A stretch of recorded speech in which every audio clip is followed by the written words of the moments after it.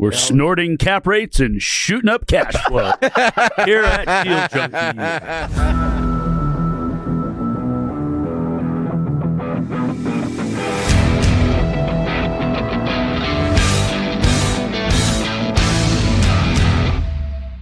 Welcome back to Deal Junkies. I'm Gabe Johansson here in the studio with Mike Nuss, Trevor Howard, and Dane McKinney.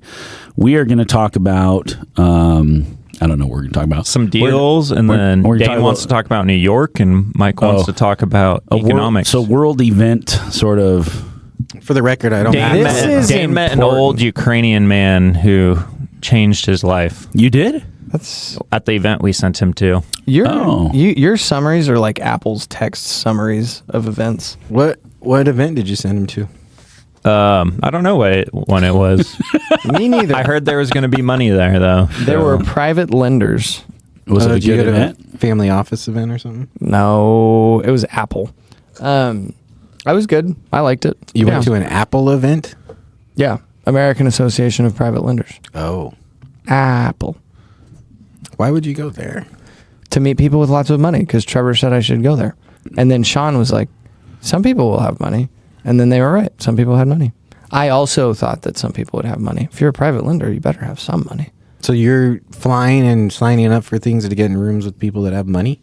Yeah. Yeah. Why would you do that? Because we're raising to money. Get into rooms with people that have money. Why would you do that? Is that a bad plan?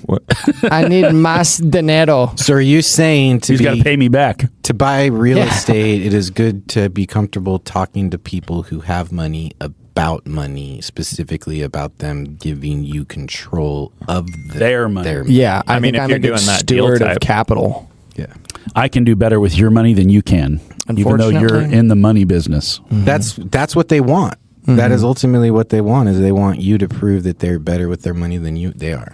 Mm-hmm. That's what I tried to do. Mm-hmm. Did you prove it?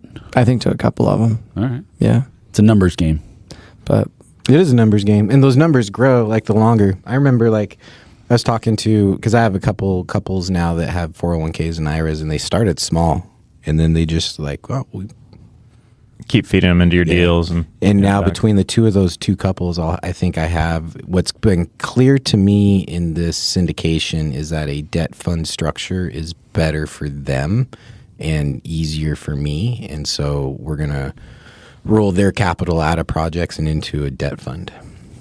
I can't wait to hear more about that. Yeah. Have you structured it yet? Mm-mm. I understand. I can see how I'm going to structure it. Why is it better? Because so they don't get the benefit of owning when they own, when the money's coming out. Exactly. It's back into the 401k. Correct. So they want high yield. And so then the debt fund on riskier projects gives them the higher yield. Why? So if because they're going to get 12%, 10, 12%. But if on the other deals, you might give them 15 to 30. On syndications that IRR out. Yeah. Yeah. So why would that be better? So we're going to look at it. So they are more adverse to the owning of real estate. And so one of these people's actually, one of these lenders actually just sold a house because they're just so done with it. And they're like, we're paying capital gains. I don't care. I'm just going to lend it to you. And so part of it is psyche, and part of it is not all of it will go in that bucket. And so there's different types of buckets that we can go into. So they're not lending all out of one bucket. And so it's picking and choosing what certain buckets. But then again, so that's the difference with the debt fund. I haven't figured out how I'm going to structure it, but we can just simply structure it, because the idea is they can only draw off that principal balance in their retirement account a certain amount every year. Mm-hmm. And so what we've been doing is paying interest that then ultimately replenishes what they pull out of it and grows the principal balance. But that's stupid, because we're structuring it as principal payments, which then makes me pay principal payments where they're just pulling out of a balance and wanting that balance to grow. And you want to write off the payments.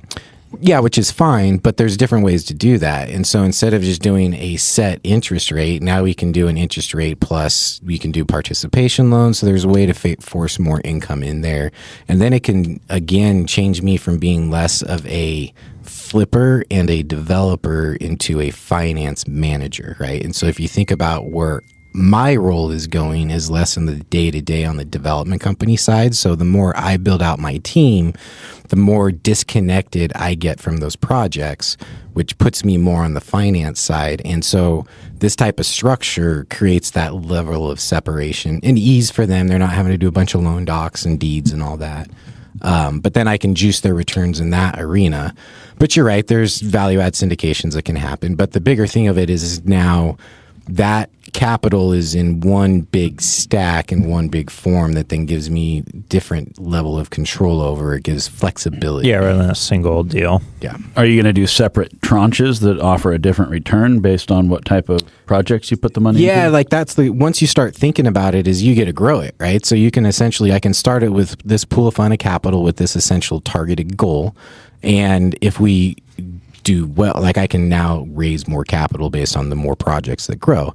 And at first it's really simple because I have a pipeline of flips, and so they're quick, they're easy, they generate revenue, so that can work on the fund. But then once I transition out of doing less flips and more income producing properties, then that stack needs to grow bigger for bigger nuts of capital. But yeah, that's how I see it, envision it growing. Okay. Well, I got a deal that I want to see if you think we should buy, Gabe. So I was writing letters back in 2020 to buy deals. One of those dudes saved my letters, and he called me the other day. I was running, and I talked to him for 15, 20 minutes. He just called me back. He's like, "Hey, have your letter here." And he just called me. He's like, "What are you doing today?" Like, did you end up buying real estate? I was like, "Yeah, it went pretty well. Here's what we're doing, blah, blah, blah." And then I was, getting to know him and kind of what he did. And he has a portfolio of 1 to 4 unit properties, all local to us, very somewhat condensed. But just back of the napkin, right? That's $6 to $8 million worth of real estate, which we do that deal size. Because at first I was just we wouldn't want any of this stuff. But I was like, if we just bought it all, maybe we would. Do you think we would want all that mixed stuff because you can buy it all together? What's the plan? To sell it off? Lot release.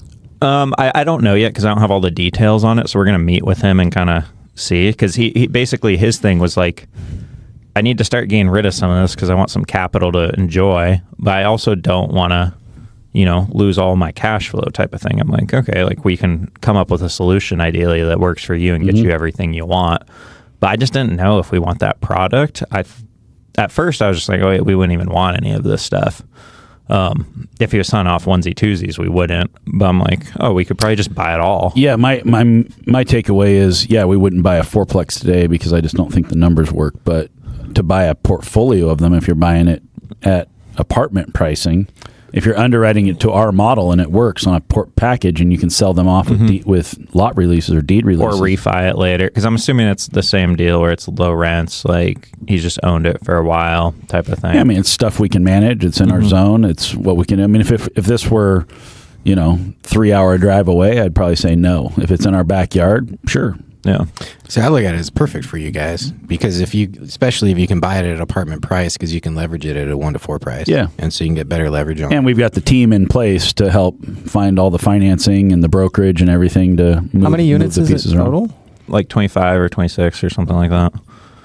But I like it. Yeah. He's going to come to the office and meet with us in a couple of weeks. But yeah, it was just funny to get that call 5 years later from a dude who he saved the physical letter. Was there something that made him think about you 5 years later? I think handwritten. But why would somebody save that letter and call you 5 years? He's been tracking you somehow. He must know something other than that letter. Possibly. So in those letters, I was trying to buy properties, but also trying to learn. So I just said, hey, I saw you own this property. I own a couple already. I'm trying to learn how to buy more. I would like to buy stuff like you have, but even if you're not looking to sell, I would just love to chat with you and learn how you did this so I could have takeaways from it.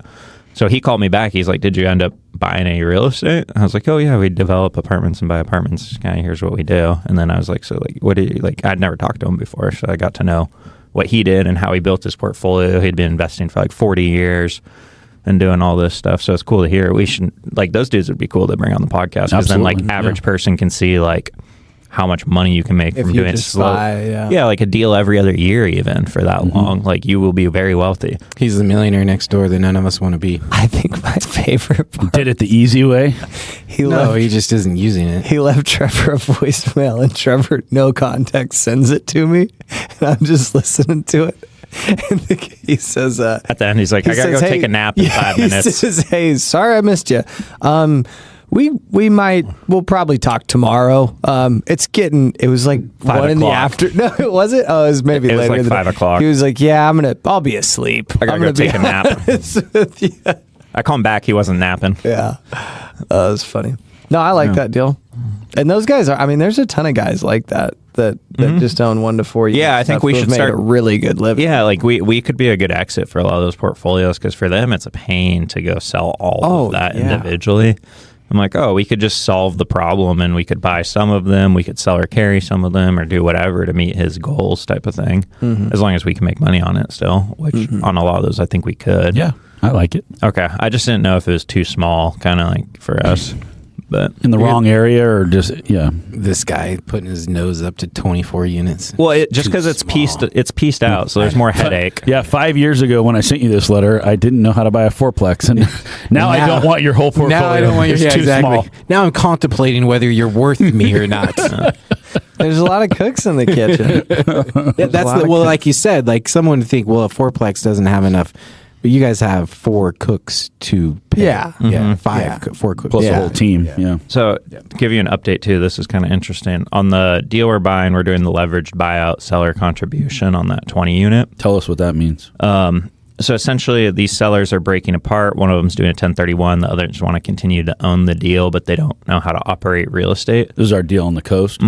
So we're coming in, and they're essentially taking their equity, which is pretty hefty, and contributing it to our deal so we can come in with less capital. Like and the SMI Legacy Fund style. and then they contribute the equity, and then we operate the deal, and then they just own a portion of it now, and then we reapply debt. Did they already separate their partnership into a tick? Yeah, so they didn't do that on the front end, but Okay. they did it. They've done it since. Drop and swap. Drop Call and that. swap. Yeah. Yep. So it's funny because And so then one's taking their tick and cashing it out, and the other one's taking the tick and exchanging it into Correct. the fund that's buying the asset. correct, Yep. correct. So cool. Does Yeah. The perfect opportunity. We got 2 partners, especially Yeah. when there's just 2 and one wants to cash out and one doesn't. Yeah. Does the lender know what LLC that's being bought in? Yeah, Cool. yeah. It's all set up. So I set it all up. Everyone was in agreement. And then the 1031 person 2 days before closing was like, this whole structure does not work. We need multiple contracts showing like half this ownership this way, half this way, all this crazy stuff.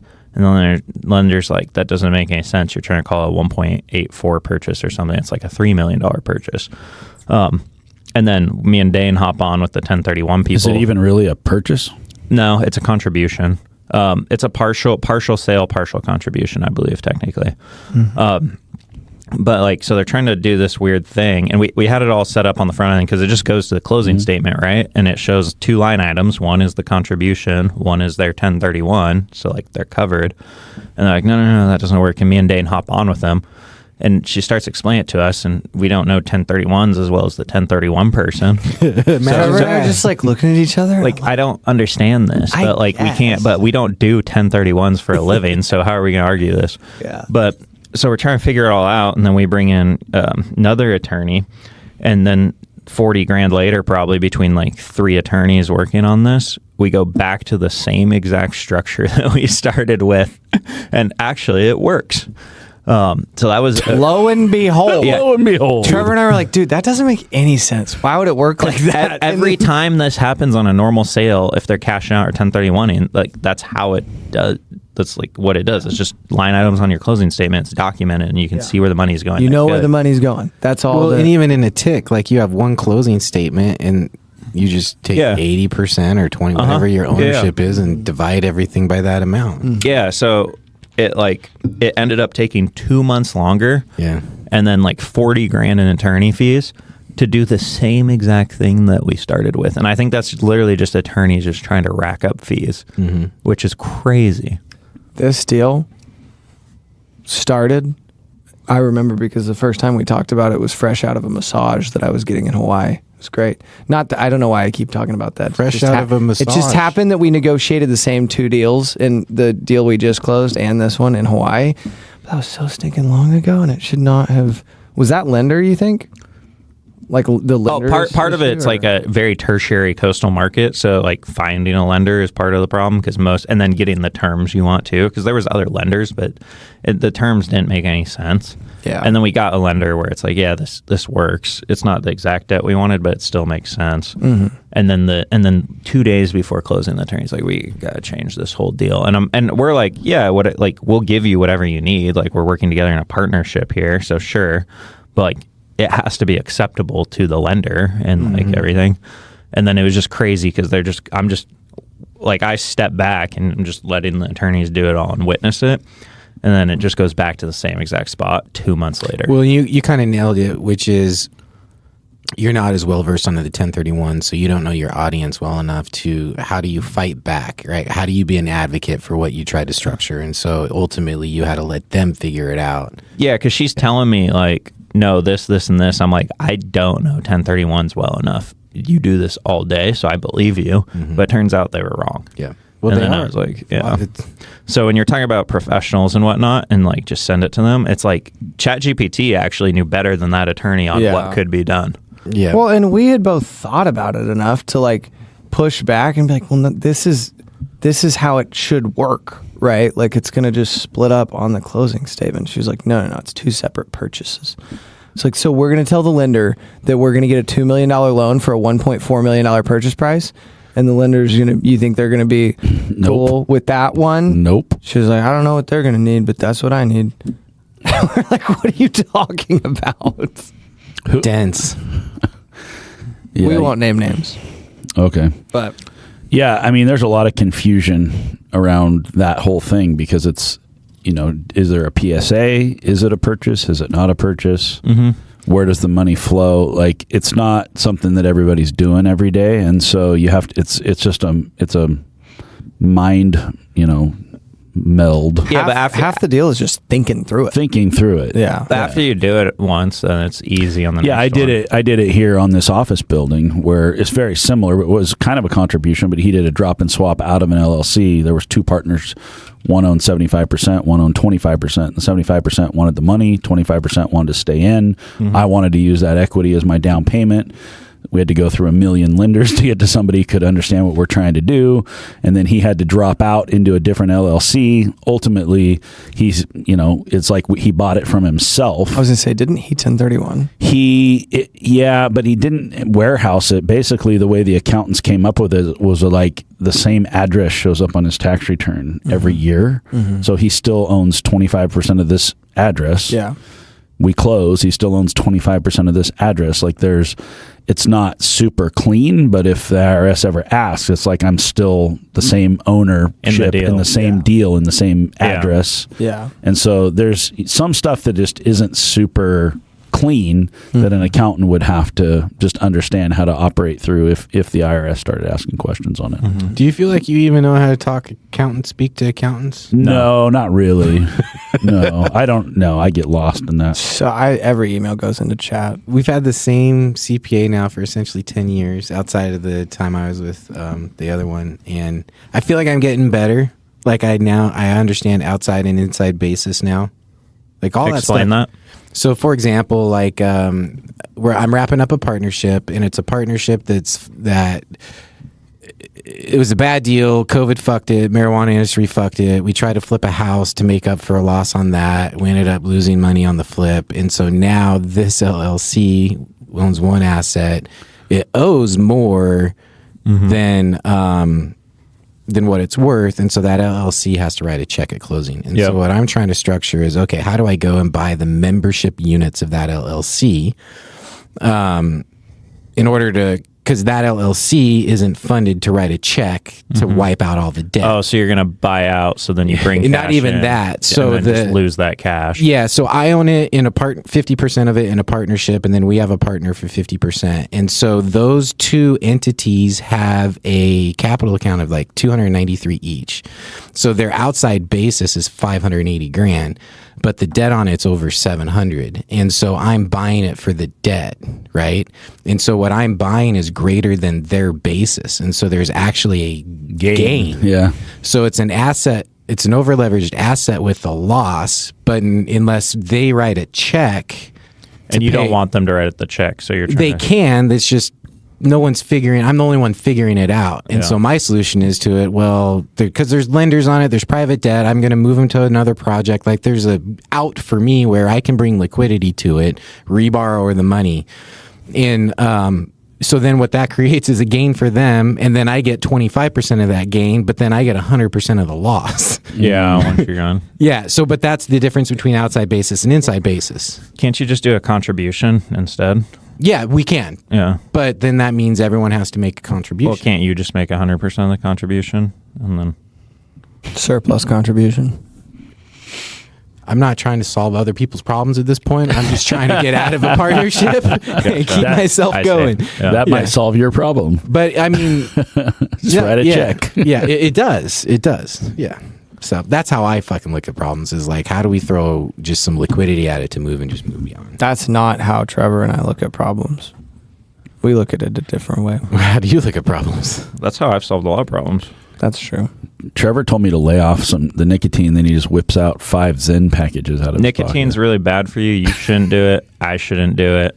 It's a very addictive substance. It's nootropic. I read that you're supposed to take niacin when you take your nicotine. Vitamin B and nicotine? B3, niacin and nicotine is a nootropic. No, don't do any of it. You want to hear my niacin story? Yeah. No. It's not good. No. Did you get a turtle head? No, I was 15 years old.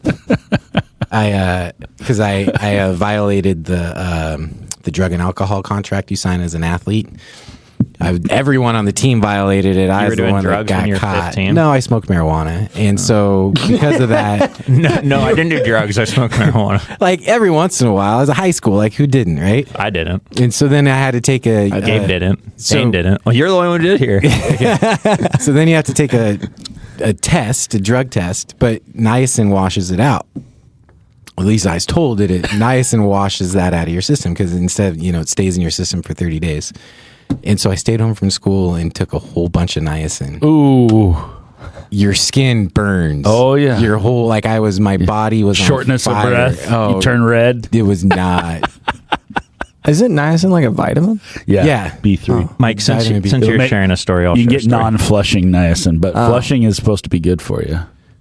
It flushed me out. Did it work? Surprised you. Yeah, it did. You're supposed to take some golden seal with that too, I think. Yes, you are. Yes. Lots of water. There was a time in my life where I knew how you were trying to break these tests. Why are we talking about this on a podcast? Because you were just a dumb kid, but you were learning I was learning. how to solve problems. I was learning. All right. I'll release you guys to talk about the boring stuff now. Oh, economics. You were just going to share a story. I decided against I want to hear about socialism. Oh, Since Dane's the We're youngest doing- guy here, we're is doing- socialism going to work? we're doing an experiment in New York? the largest financial hub on the planet. Yeah, Oh, that'll be fun. we'll see. I'm excited. Is this the whole Mom Donnie thing? I don't think he's going to do all the things that he said he was going to do. I think that was just Really? I think he. Yeah, I don't, You I, think he's a politician or I think lying? I think he's a politician. No. We'll see. He'll try some of it. I'm excited for free groceries. I'm actually moving to New York. I'm going to go spend 10 times Just the rent. to Is get that what he free proposed? groceries. Drop that on you. Free groceries, free transit, gonna get rid. It's crazy, the list of things. I was watching a video. They're going to charge, what, 2% interest on all the, or taxes on the rich? Well, I don't even, yeah. It's in California, they're trying to apply a billionaire's tax too, where they just take 5% one time off the top on all their assets. Imagine just everyone would leave. I would imagine, like for sure.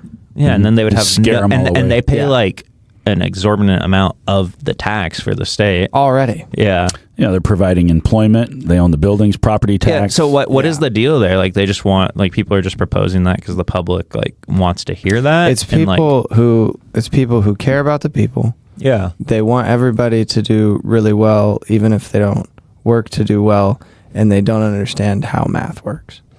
They don't understand how money works. Yeah, because shouldn't that be yeah. very clear to them? Like we're just actually going to have no income anymore from Correct. taxes. Yeah. You would think. It's absurd. Well, that's why they're talking about Wall Street moving to Texas. Did you hear about that? The same thing's happening here in Oregon, by the way. We have businesses leaving left and right. Are you over guys stuff just like going to sit here and spew the GOP's talking? No. What? I don't know anything about any politics, but I just thought it was cool. This is way outside of our game, but I'd say this.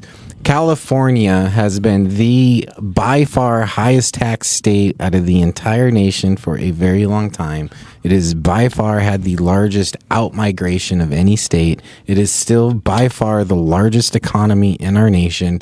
Like, in the world. In the world. Like, you can throw all these things and say this is what's going to happen, but at the end of the day, people love to live in California. I think you can only do those kind of experiments in a place like California. Right. Yeah, It wouldn't work elsewhere. Yeah, because people love to live there. So guess what? You have highly talented people But there. here's the problem for Oregon is I think we're trying to copy what California is doing, and we're not. We don't California. have the demand for it. Yeah. Yeah. But even Tesla's a really good example because like Elon moved everything to Texas and now he's moving stuff back into California. And so at the end of the day, not all of it comes down to taxes. Some of it comes down to what does where you live provide for you? yeah, you would pay Yeah. extra taxes to live in a place that's better. But Yeah, here's sure. the problem is we live in a society where all these people with shit ton of money need to be served by people that you cannot pay them what it needs to live in that arena.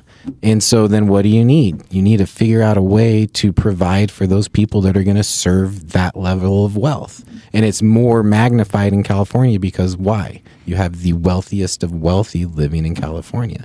And the other part of it is in California, they can actually charge that income tax because there's more income being made and less capital gains being made and less wealth being hidden because it's more W-2 wage. Yeah, type but income. imagine like just on your assets being taxed, and then you have illiquid assets like Oh, you a just company couldn't or do it. whatnot. Like, yeah, like what do you do? But again, that's a fallacy.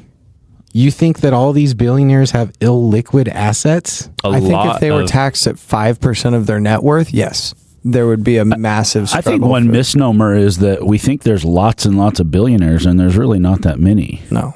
The other part In of the it US, is There's lots in there's- California. Well, So- what's the total? I think In there's- California, there's like 300 and something. I think. I think in the whole country there's only 800 or 900. We have the Yeah. most here in the U.S. I mean, we're talking about 1,000 just people. quickly do some math. They're not real going to quick. fix the problem. Quickly do some math. Okay, you tax the Oh, no.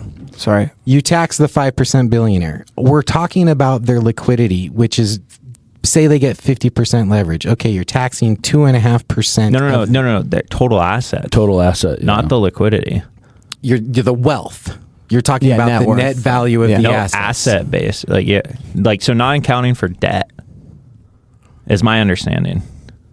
If you're taxing them on the wealth, you're taxing them on their net worth, which is net of the debt. But regardless, I'm talking specifically about liquidity. If you remove 5% of their net worth, you're removing essentially 50% of their liquidity because they have 50% leverage. Okay. So 2.5% of your worth. Do you think that's really going to slow down anything in the economy when they made that last year 10%, where they created a 10% income?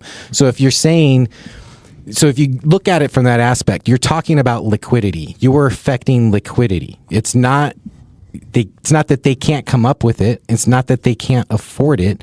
Their whole financial structure is based around smoke and mirrors liquidity. We have this asset here, we borrow it here, we use it here, we borrow it again. So yes, it will affect their liquidity. Take a step back and look at how much fucking liquidity that we have in this economy, how much of it has gone to billionaires, and now it's just how they want to use it. I'm not anti-billionaire, but at the same time, there's a way to figure out a way. We live in a society that is so good that you can become that 1%, but that 1% requires a 98%, and we have to allow that 98% to survive. Yeah. Trevor was just saying everybody would move. I don't think he was saying they shouldn't do it. People already are. Yeah. They would just all leave. All right, Dan, tell me about New York. But why? Oh, no, we don't have to talk about New York. I mean, You're so excited That That is social experiment's cool to me, though. Yeah, I mean, tell us why. I think it's great that they're doing it because if totally. they actually pull off any of this stuff, it's gonna be a great Yeah. outcome. It'll Like, either work or it won't. if it works, we'll all just copy it. If it works, we'll be blown away. Why has it never worked in the past? Why is it always in so poorly? Tell us about your story you wanted to share with your one guy you met at the thing. Oh, that wasn't even what I was going to share. I just shared that with you, but I can. I met there was a guy at the event that I went to who was from Russia, is what he said. And then after a while, I realized he was not from Russia. And I was like, "Where are you actually from?" And he was like, "Ukraine." Is that good? That sound right? And so he was originally from the Soviet Union. He moved here when the Soviet Union was still that. Not anymore. And he was like, he lectured me for like an hour on why we shouldn't try it here. And then he was like, you're going to try it in New York, and then it's not going to work. And they're going to explain the reason that it didn't work was because all the other states aren't doing it. And if the other states were doing it too, it would work. It would work. But the problem is the other states, not New York, not that it just doesn't work in the vacuum. He was like, you need everybody to be involved. That's what they're going to tell you. And then they're going to gradually get the states around them to do it too. And I was like, I don't know if any of this is true, but that would be cool. So he saw, because he lived through saw it that. Play out, yeah. So he's like, terrified. Wait, whoa. Let's fact check this shit. When was socialism created in the USSR, and how old is this dude? Did he see how it was implemented and formed, or did he see how it was maintained? Old. He was really old. Okay. Yeah. I don't know. But I didn't ask him. Doesn't socialism go back like hundreds of years in the USSR? So he's telling you this is how it's formed. He didn't see how it was formed. No.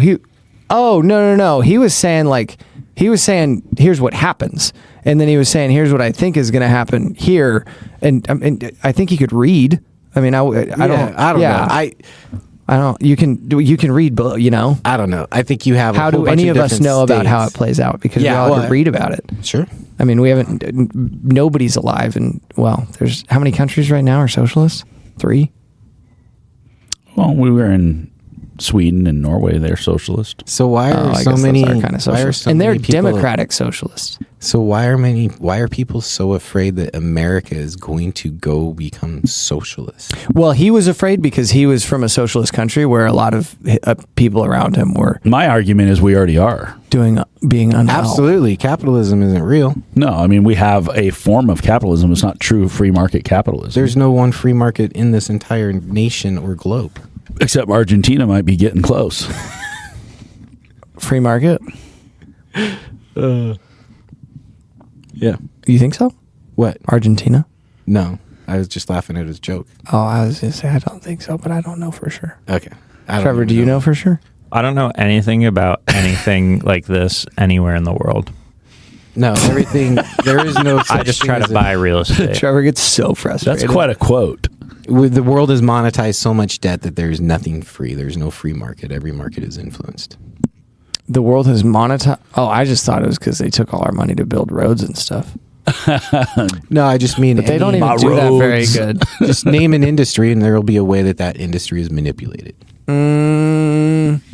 Crypto. You're telling me there's no way crypto's being manipulated?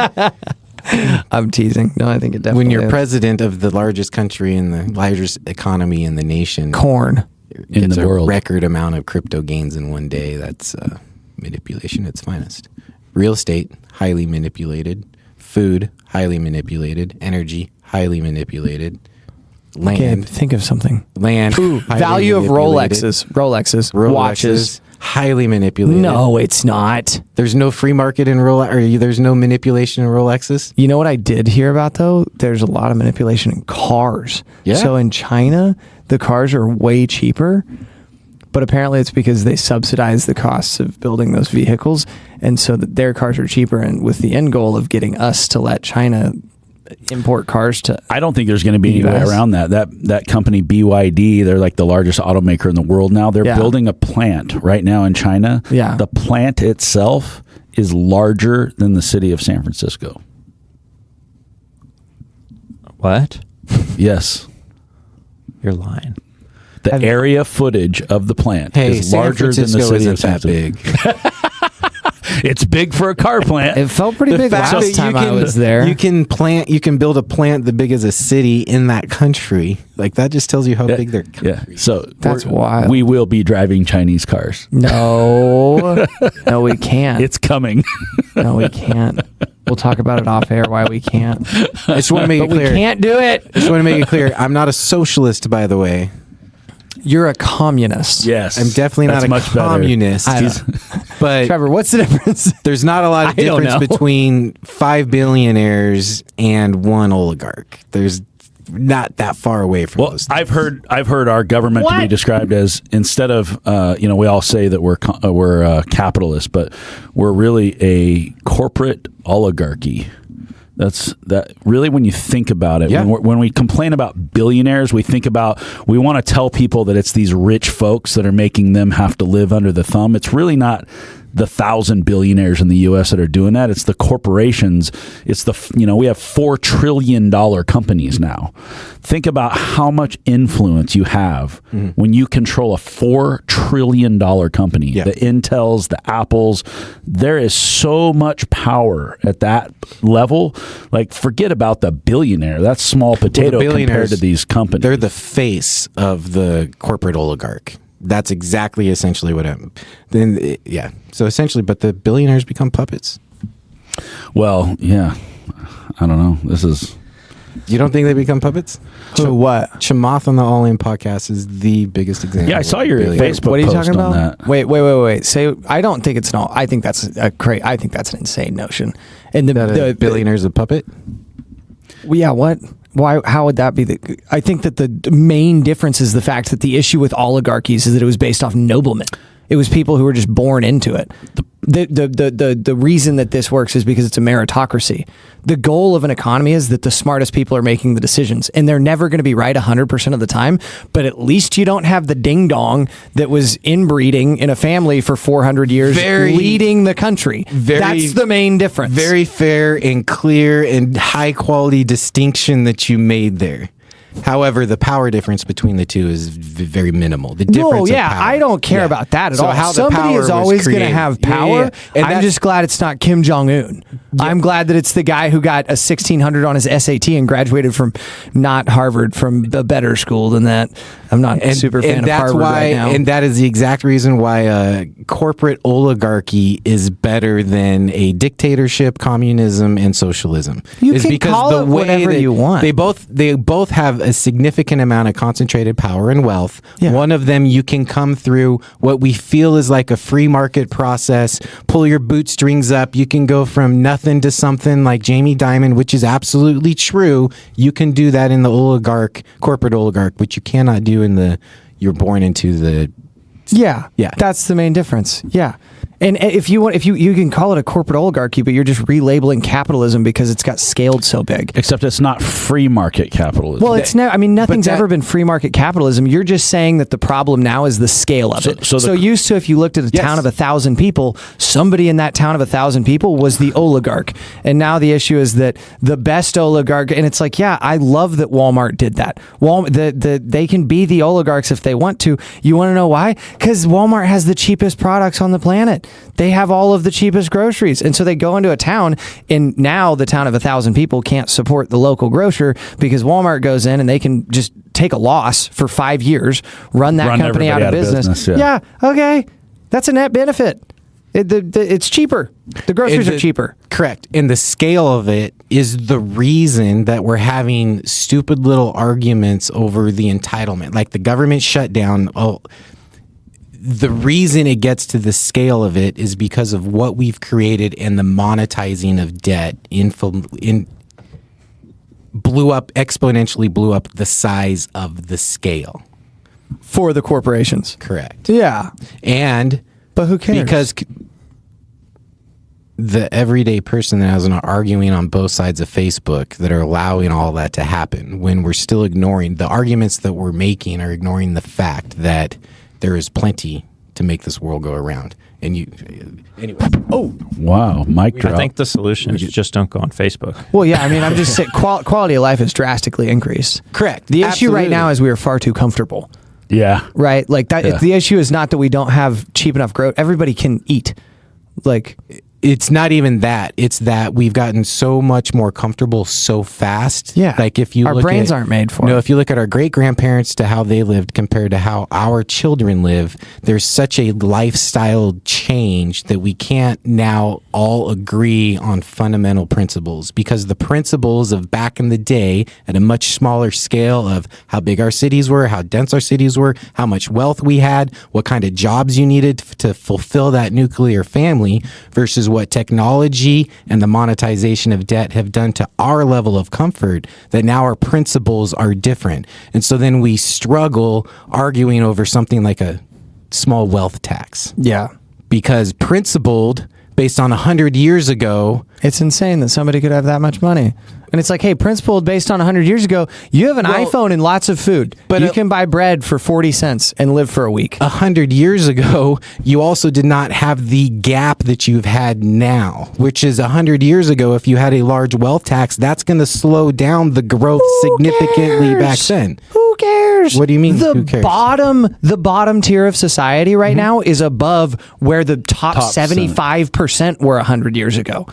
And yes, I agree that mentally human beings don't actually care about where they're at in life. They care about where they're at relative to other people. Yeah. That's all. Yeah. Right. Comparison is the thief of joy. Correct. If you didn't have a phone and you just went to the grocery store every day and you went to Walmart and you're like, oh my goodness, this is so easy to survive. This is awesome. I can play video games for 12 hours a day, work for like 4, driving an Uber around, and then I can just go buy bread and live in my apartment and like not ever have a fear of dying. I'm not going to die. Like, that's awesome. But you compare yourself to a billionaire and you're like, pretty sad. You have a bad day. It's like, man, that guy's life is way better than mine. Well, to answer your question, who cares? Because what we're going through, the biggest argument in our nation right now at a macro level right now is, do you pay for your health insurance? What's your health insurance going to be next year? Your health insurance cost? Mine, I pay for it right now. What's your health? It's like $400 a month. Yeah. And how much are your premiums going up next year when we lose Obamacare? I have no idea. We'll just go into a co-op. Okay. And so, or pay for it in cash. What I'm saying is, you're not relating to the argument on the street right now of why we're in a government shutdown. Well, because I don't agree with the idea of universal health care. 100 years ago, what was it? It's like, yes, I agree that there's some level of health care that should be provided to people, sure. But that's not free heart transplants. That's not there is some, because at some point everybody would be like, no, we shouldn't all get. You don't think that we should provide a heart transplant to someone who's worked barely above minimum wage as a W-2 employer, serving you your burgers for their entire fucking life? I do not think that a heart transplant is a right for anybody. I think it is insane that we can even do that. That's what I'm arguing. I think that is a luxury. So should I provide a free jet ride to a private island for the guy who flipped burgers his whole life? It's You're like, no, talking that's about a luxury. two completely different things. You're talking about someone who doesn't. The way a society works in the 80-20 world is, for us to be who we are, 80% of the human beings can never be us. Correct. Yeah. Okay. So they're going to be people don't get the luxuries that you get. Having a heart transplant is not a luxury. 100% it's a luxury. It is a life and death scenario. There are people, 80% of our population, who will never, ever be able to afford a heart transplant. And we have the privilege of living how we are because we have figured out the system that we get to be the other 20%. So if you're going to get a W-2 job your entire life and you're going to pay the highest tax rate your entire life and you're going to be one of the cogs in the machine that doesn't have a lot of upward mobility, if we pay for your heart transplant at your age of 63 because you were that cog, that doesn't need to be a right. It's just called being civilized. Sounds pretty good to me. You're kind of an asshole, Dane. Definitely a bad person. You're absolutely correct. Like, yes, we have gotten so much technology and life has gotten so much better. So is that a reason to say you need to suffer a little bit Okay, more? do you think that it's an unlimited resource? That's all I'm getting at. What? Money? No, Heart transplants. An unlimited resource? Correct. So if I learn how to give somebody a heart transplant, is it my job to have to give everybody free heart transplants because I know how to do it? That's the whole point. Because your right can't force me to have to It's provide not a something right. for free. No, it's certainly okay. So if there's 5 people that need it and you can only give out 4, how do you decide? Dude, or if you can only give out one. now you're deflecting into a whole No, nother you're not, because it's a scenario. limited resource. You only have limited heart surgeons, and you only have limited hearts to be given away. So who's going to get one? We're the not guy with talking- more money. That's how everything works. He collected more resources, and so society says the people with more resources can do Okay, more things with so those now- resources. and And now- he decided okay. he was going to buy a heart transplant. This is how every argument goes right now. You're taking something that does not apply to what we're talking about, and you're painting a specific stop for 1 second. I'm listening. You're painting a Painting a specific specific picture, and you're gonna say a there's- specific vacuum that says the guy with the more money wins. That's not what we're talking about. We're talking about creating a system where a cog in the machine doesn't have to wonder if they're going to fucking die tomorrow because they can't get their medication or they can't get this. We can print as much medication That's a different as we- argument too, though. It is, but it's because, the same. No, because medications stop. can be unlimited. Fucking Dane, dude. I'm listening to you. That is, but the argument is that something is limited and something is unlimited. We can make lots and lots of medications. I do not think that insulin should cost what it costs. That's not the same argument as heart transplants, though. And that's because you there's just a limited. proved my fucking point. Is you went to this tiny little fucking limited resource that there is a limited amount of to prove your point, which is we can't have compassion for people It's not because that we I have don't limited have resources. compassion. I'm there are going to saying be that- some resources that are going to be more limited than others, and yes, that's going to be dealt with in that scenario. But what you're talking about is we can't give a benefit to someone who is a cog in the machine. That's not what I'm saying. talking about. That's not what I'm saying at all. I'm saying that there is a threshold where you have to agree. Sure. Yes. that is the where- judgment piece okay, of so it. And there's that's where, healthcare. again, now you go back to Where the does it end? principles of 100 years ago versus the principles of today. And Yeah. you want to say you strap up everything in your fruit banks. There's nothing as a handout. That's there not is what a I'm saying at all. What's the difference between now and 100 years ago, other than there's a lot more people and there's a lot more things we can buy? We didn't have all these things 100 years ago. We didn't have the advances in technology. We didn't have iPhones and heart transplants and all the other stuff. Yeah. So, I'm confused as to are we want to give everybody everything. We want everybody to be taken care of, but it's not. That's a utopia. It doesn't. How does the math work? Yeah, That's what I'm trying to figure out. So the good example I've seen out of this is people need to starve, and if they're starving, they'll work harder, right? And so what that comes out of for me is you're talking about our DNA, you're talking about our caveman mentality, which is that mindset applied 100% to back when we were in the caveman days. Once we got to the Industrial Revolution, all of that started changing because we went from small tribes mainly taking care of ourselves that grew into states and countries to then in our country, we had these little farmers and farms in these communities to now you're in the Industrial Revolution. We consolidated a significant amount of labor. We used technology in oil and in coal and in the railroad and in transportation. We shrunk down timelines. We shrunk labor. We created technology. And so now what we used to need to be starving in order to survive, to escape that lion and go kill that other animal, you don't need that anymore. And so starving is actually an antithesis to you being successful in this world because the skills that you need now is how do you communicate? How do you emotionally regulate? The way to be effective in this world is significantly different than it was thousands of years ago. Thousands of years ago, you needed force and physical abilities. Today, you need cognitive thinking. And so that's what's shifted. Absolutely, resources are going to be finite, and there needs to be a judge of what's given out for free versus what's not given out for free. But is there anything that's truly free?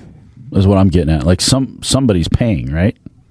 Correct. Mm-hmm. And you can't force the guy. I mean, heart transplant's kind of a weird thing to talk about, but It's just the top end of you're definitely not going to live if you don't get one most of the time, if you need one. And it's also an extremely difficult thing to do that we're not super good at yet.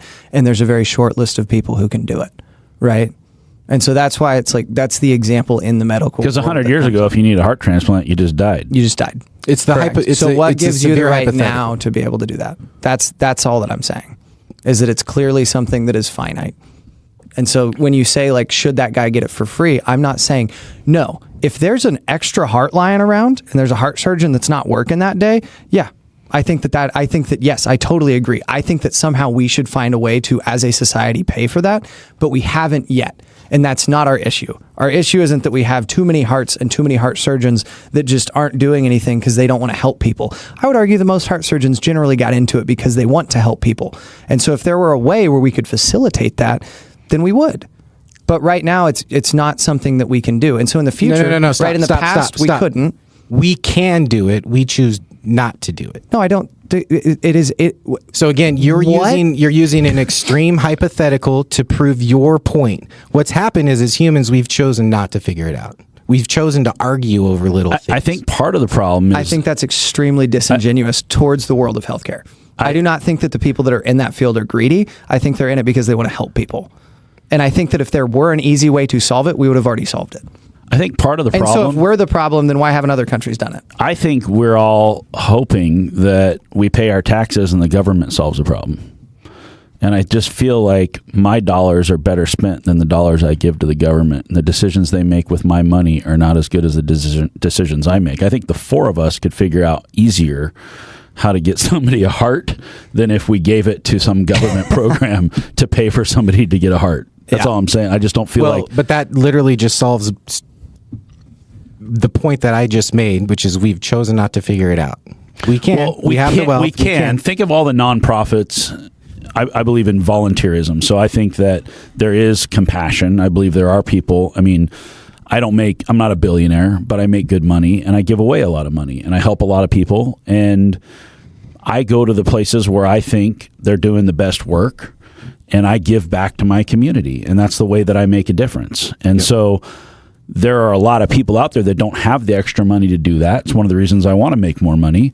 But I think just as a society, it's very common for us to go, well, I paid my taxes, let the government figure it out. Because I don't really have any money left over to go help anyway. Well, and that's the size of scale. So again, we're going back to the scale, which is now you have to have mass coordination in the private world to take on the problems for the entire public because of the scale that you have.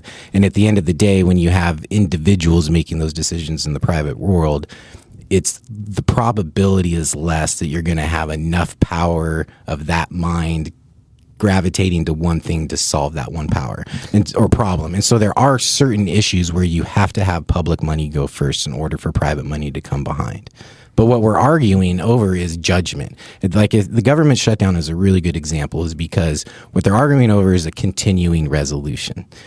Not to have a budget, it's to continue the COVID level spending that was created.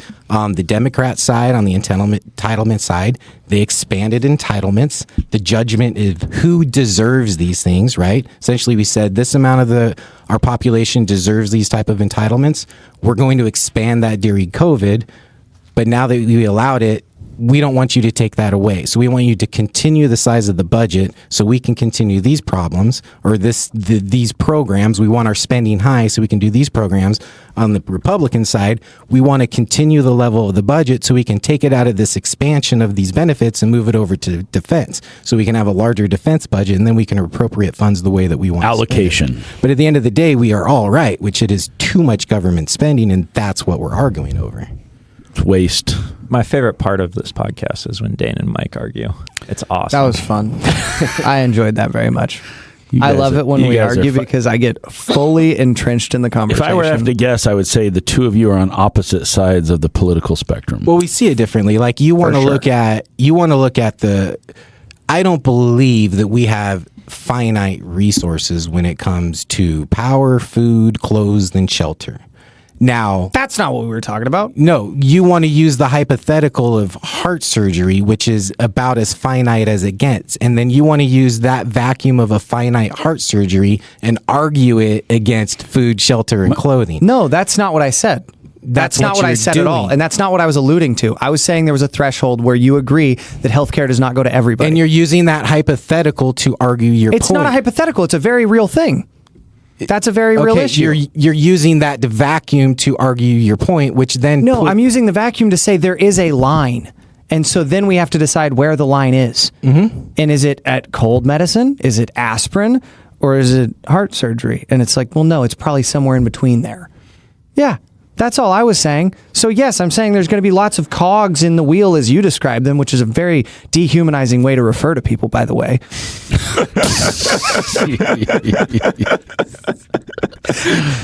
And saying that they all deserve that, when I'm saying, yes, I would love for them to have it, but they aren't going to have it, whoever those people are that you're referring to. So, I think everybody is of equal value. Yeah, and some people can just pay more for services. And where that typically gets heard in the argument is when someone comes with that mindset, and now you're trying to prove your point that there are a finite level of resources. But we're talking about this topic, which is we have plenty of food, we have plenty of shelter, we have plenty of clothes, and you want to argue a finite resources argument, which is very valid, but no one's going to hear you in that, because you can just say, hey, what do we deserve? You brought up healthcare. I didn't. Yes, you did. I brought up your premiums going up because you don't understand. And that's what the argument is right now, is because we don't want to. That's what the continuing resolution is about. We haven't set a budget in 2 years, and we are refusing to set a budget. And part of that is around healthcare. And so healthcare expires at the end of the year. We haven't passed a budget in 20 or 18 or 19 months. And so the government shutdown is all about how much time do we have to negotiate healthcare. The Republicans are open the government, and now we have 2 months to finally figure out healthcare. And the Republicans are like, or the Democrats, you're never going to figure out healthcare, so we're not going to open up the government until we figure it out now. That's what the argument was over. And then SNAP was just a byproduct of the argument. I think everybody deserves food.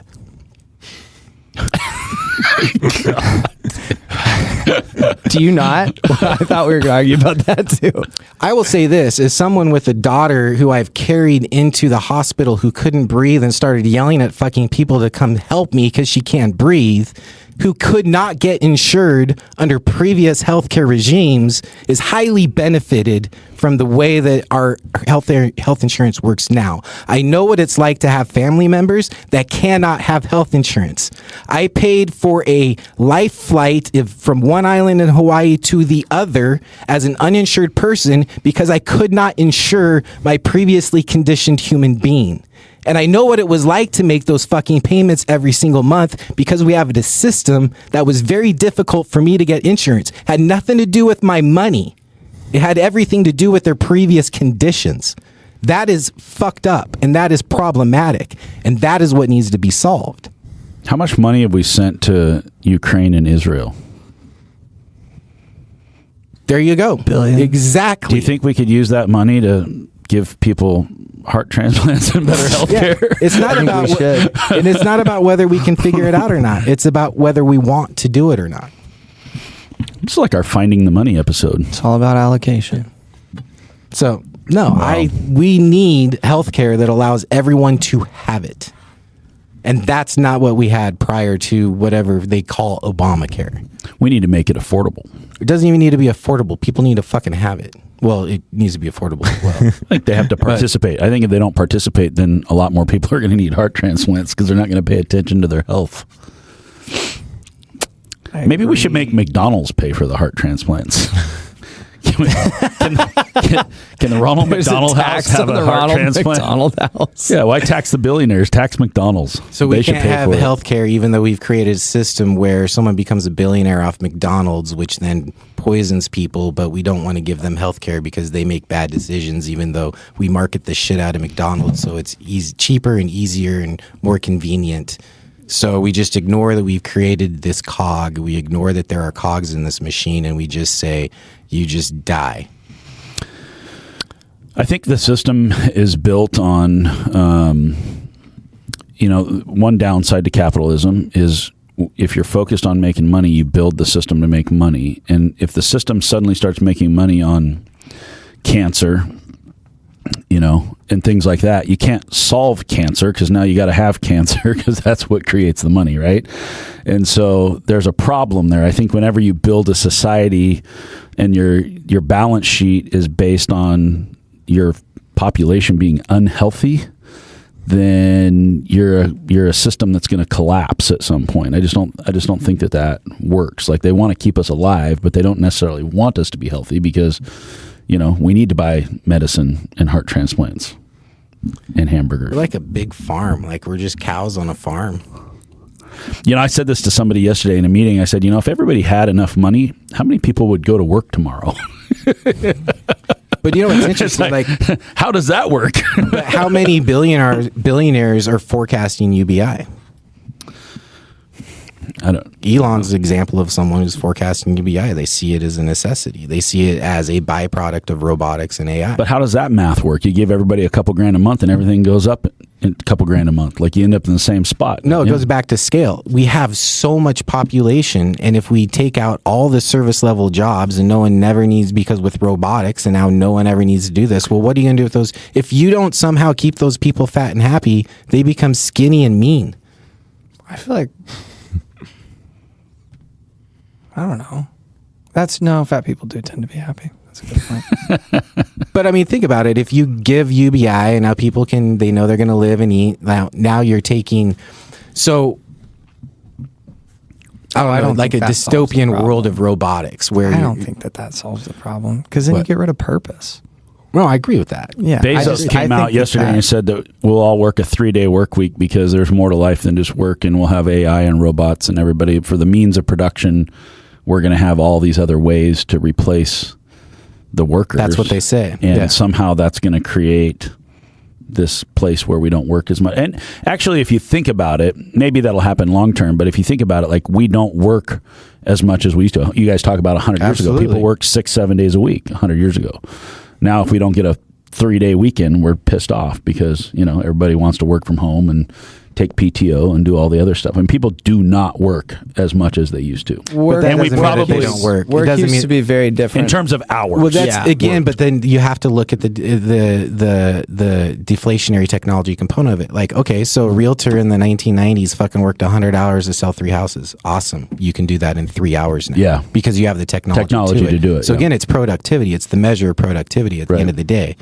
And so then the purpose component has to. And so the question I asked was, well, then why do the billionaires, the tech guys, say that we're going to go to UBI? It goes into the cog of the machine. That completes the cog of the machine. Like if you are a puppet master and you are a billionaire and you are one of the corporate oligarchs and you're looking at this, well, guess what? You need, the people aren't just going to die.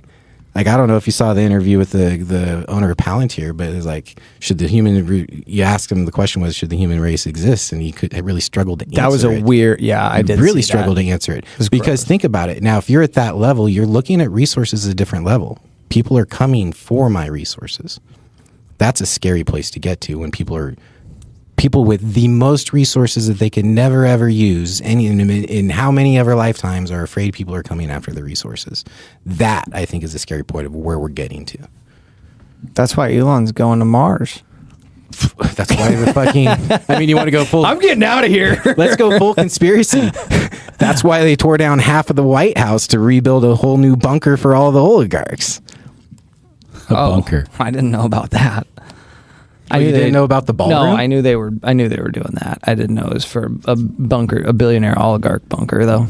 The ballroom shouldn't cost $300 million. We have to become billionaires, guys, so we can get into that bunker. We have to survive the end of the world. The last thing I want to do on the next episode of Deal Junkies, I would rather have a nuclear bomb dropped on my head than be in that bunker. All right, Mike's not coming to our bunker, guys. No, I'll come to your bunker, not that